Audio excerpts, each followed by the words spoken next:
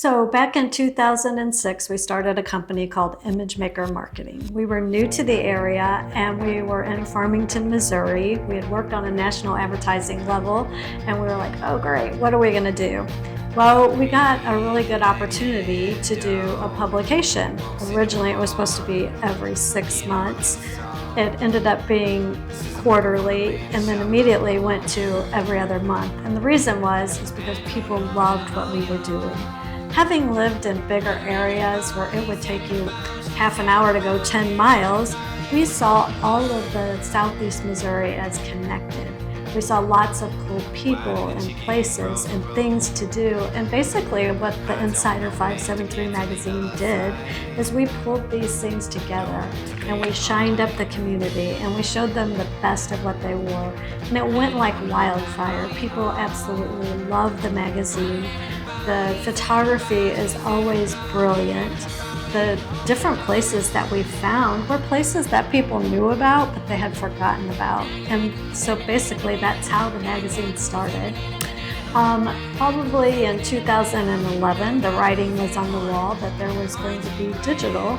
So we did 2 print publications all the way from Festus down into Sikeston. And we also started a digital publication. We did that for several years and we loved it. It was local to whatever community you were in. The digital expanded it. And then in 2019, October of 2019, we were tired of straddling the line between print and digital, and it was just so obvious the way things that were going to go. So we focused all of our efforts on digital and we have not looked back. We are still doing the same great stories, only they're timely now. We don't have to wait to print the magazine. We put them out every week. We've added video, we've added links. It's just been so much fun and expanded everything that we've done. So when we first started the magazine, we called it the Insider 573 magazine. And it was a little bit of a joke. I used to always say, I'm the outsider doing the insider, because we were from Missouri, but we had lived in bigger communities. We weren't really part of the community. And there was a lot of backlash. There was rumor campaigns and misinformation. People would literally take our magazines off where we had left them and throw them away. But you know, we always just believed in producing good work and doing something positive for the community. And you know, one by one, we reached several people and things just fell our way. It always told me when the going gets tough, the tough get going. So whenever things started to get rough, we didn't care. We just got tougher and we dug in. We created events, we would increase our circulation, we increased our magazine, we just kept on going. Being a business owner means you are a problem solver. You wake up and you figure out, what problems am I solving today? If they're not smashing you in the face, then you look down the road and you solve those problems before they smash you in the face.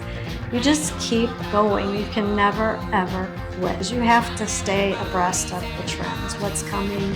And it was predicted several years ago that video would be the way things would go, digital would be the way things would go.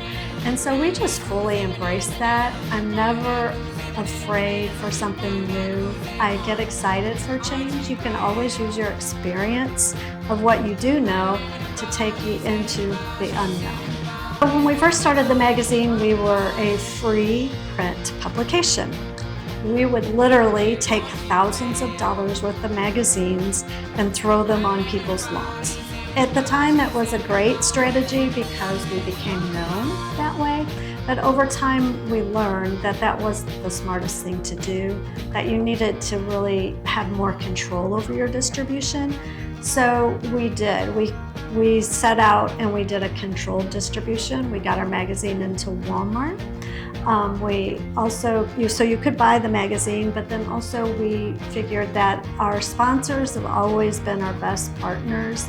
And so we would take the magazine to our sponsors. We still did some good, free, smart things, like we'd put them in medical communities. But we what I'm trying to say is that we always just rolled with it. Whether it was, making a second publication so we could expand our territory but still remain local, or, going into digital. When we first started digital, it was so clumsy and goofy. We just gave it away for free. It was for us to experiment and stay on top of what we were doing. The time we went fully digital, it was very clear I did not want our team to continue doing something that was just leading us to a dead end.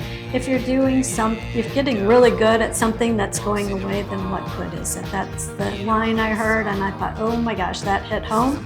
So we just put all of our efforts into digital and have really not looked back, and literally every single day I learn something. I'm taking courses, I'm on the phone with Meta, just doing all kinds of things, and it's just expanded. If you want to stay in business, you have to change. You cannot stay where you are and do the same old thing. You've got to roll with the punches, you've got to embrace it. It doesn't mean you have to run out there and do the next coolest, greatest thing, because of course then you're going to waste your resources, but you have to go with what's happening. You can't stay stuck in the mud. There's not very many businesses that make it past a year. Fewer make it past 5 years. Even fewer make it past 10. Very few make it past 15. And when you hear that, you really don't understand, well, why is that? And I think now, sitting where I am, it's because you have to change. If you aren't willing to change from, what your original great idea is to what's happening now, or to what works, or to what resources you have, or what great talents you have on your team, you're not going to make it. So I think all of the really big, great companies, they've changed. They change how they're doing what they're doing, and even little small independent publishers like us. I think another reason why some businesses become successful and others don't is because sometimes people will have a failure, or maybe a cash flow problem, or maybe no money in the bank, and they recoil.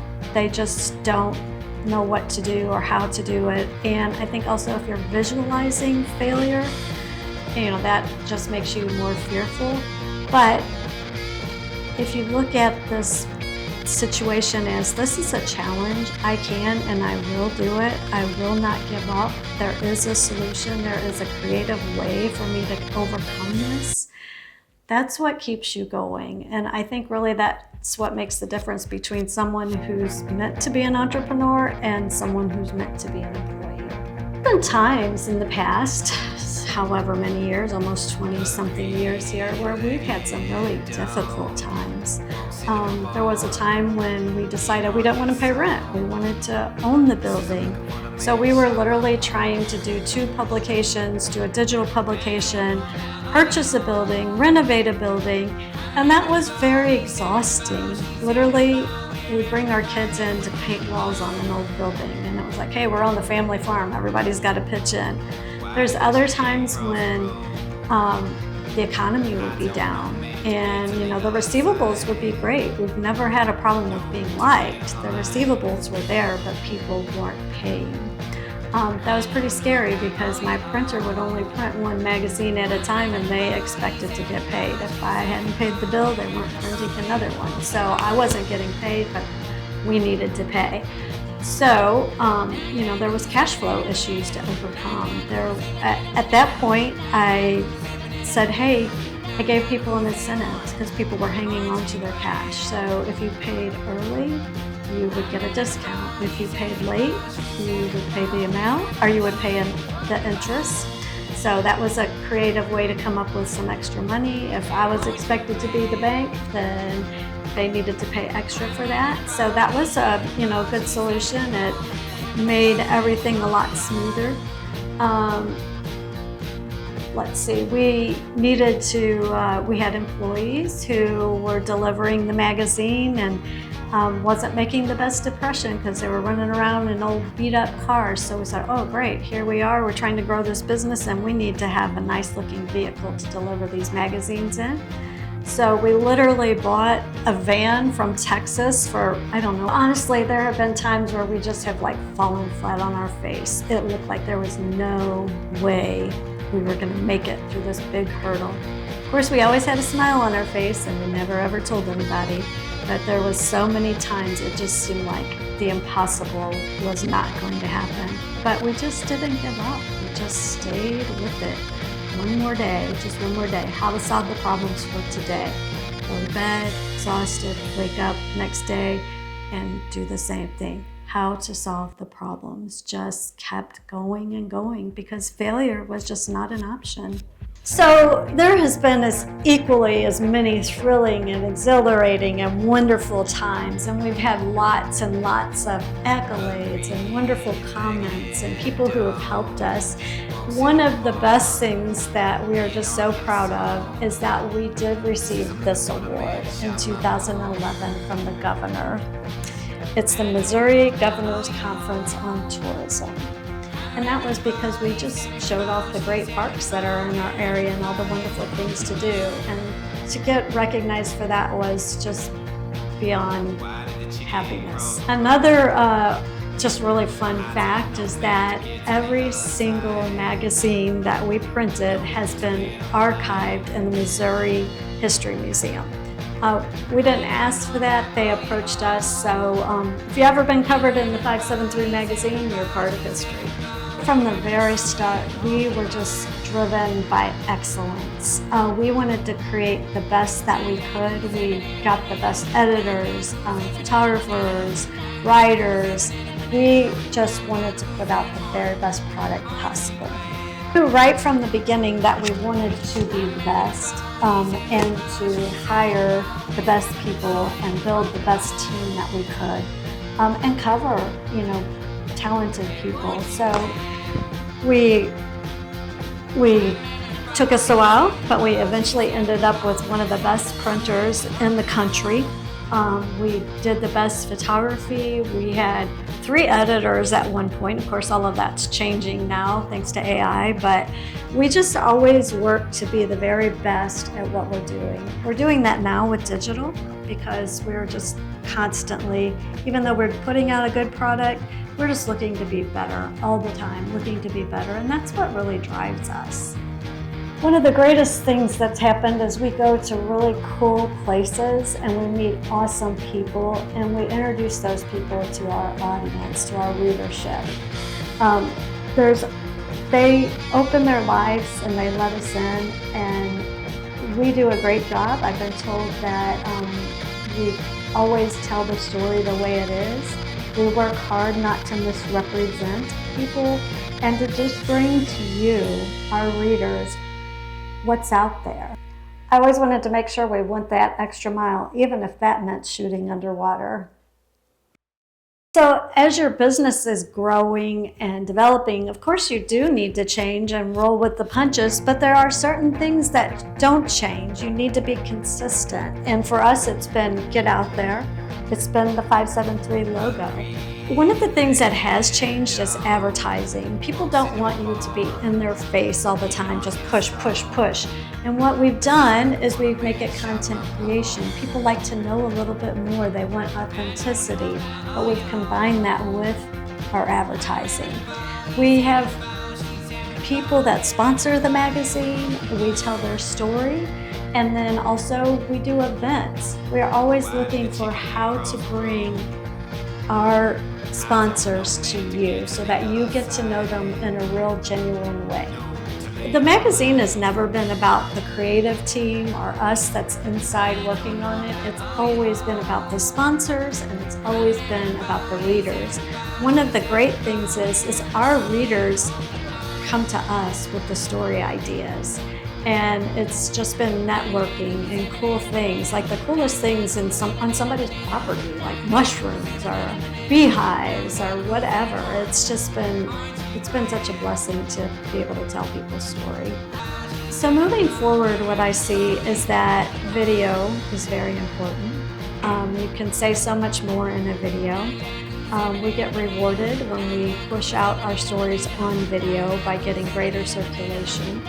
I see, learning about the technologies that are available. We have a good following on our Facebook page, but we're on all social medias as 573 Magazine, and we are developing those organic platforms. We don't pay to get people on them, but we just see them growing. Everything is going up. Our numbers are getting better. Also see that it's niche marketing. If you're a sponsor of the magazine and we tell your story, what I find is that the people who are interested in that story is your target market. They are really ready to buy from you. It's not like driving down the road and seeing a billboard, but hey, I don't need a new roof. It's very targeted. And I think that just, is increasing everything that we've ever done. We want people to trust us, and, we work hard to tell our stories. I've been told that we do such a good job, better than our bigger competitors in larger markets. And we're just really expanding on that whole idea and looking for more and more ways to reach people. I think our territories are going to grow. I think eventually we're probably going to be all across the state of Missouri. I think, it's just natural that people share our stories, and I think really it helps the communities that we cover. I'm Denelle Smugala, the publisher of the 573 magazine.